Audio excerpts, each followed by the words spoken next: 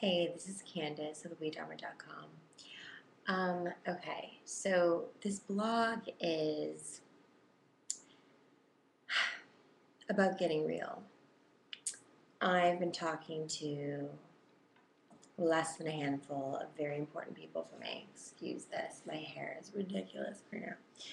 Less than a handful of really important people to me in my life recently, and I've come to the conclusion that the things that I talk to, yes, I teach yoga every day and I heal people and I see the world in, I think, a special way just because of the way that I've lived it and the seeking I've done and the research I've done and the things that I've applied to my own world. But the truth is, I fail to mention and talk about on a regular basis the things that are real for me, that are painful and scary and fear driven.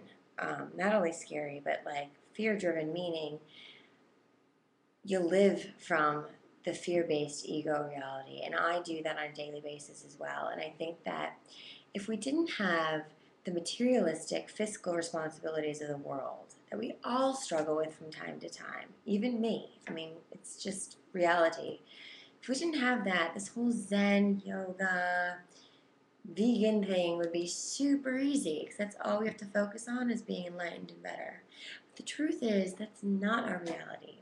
And as much as we'd like people to think that, you know, off the cusp, worries and issues kind of ride us by, but we really are just super zen, the truth is we're not. That's our challenge. And I think I'm super excited about talking about the way out and the freedom of bending your body into special structures every day we call yoga, and uniting with the universal law and the higher self, which we call yoga, and dedicating our life to being loyally committed to a higher power. This is all what we should be doing, in my opinion, and what actually helps and makes us feel more safe and connected and beautiful and loved and purposeful. But the biggest truth behind it is we have so many daily setbacks.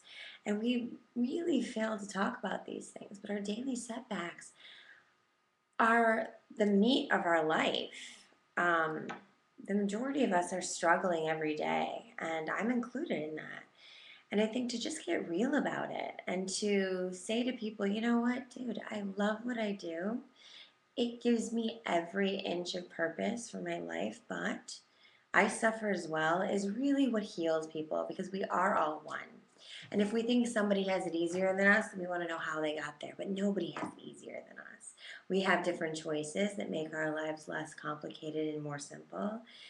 But really, it's always a struggle, and that's why it's life school. There's always going to be something. It's life schooling, but it's also soul school, and it's also like human understanding.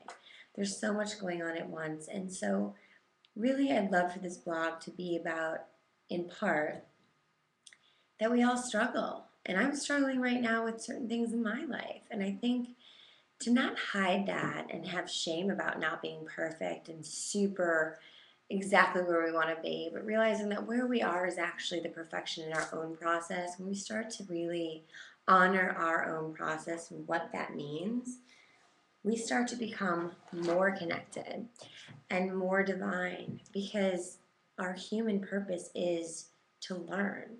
And you're not really learning by preaching how amazing everything can be in heaven realm.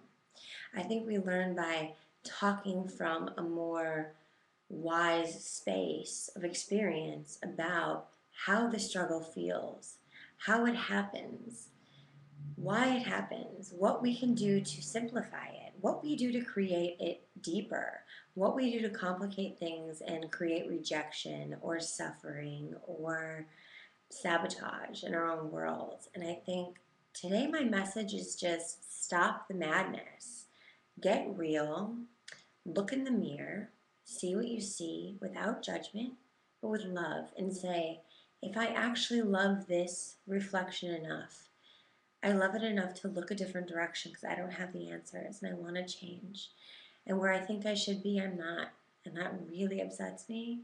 But where I think I should be, I can see. And I'm going to make steps to be there. And that's my work.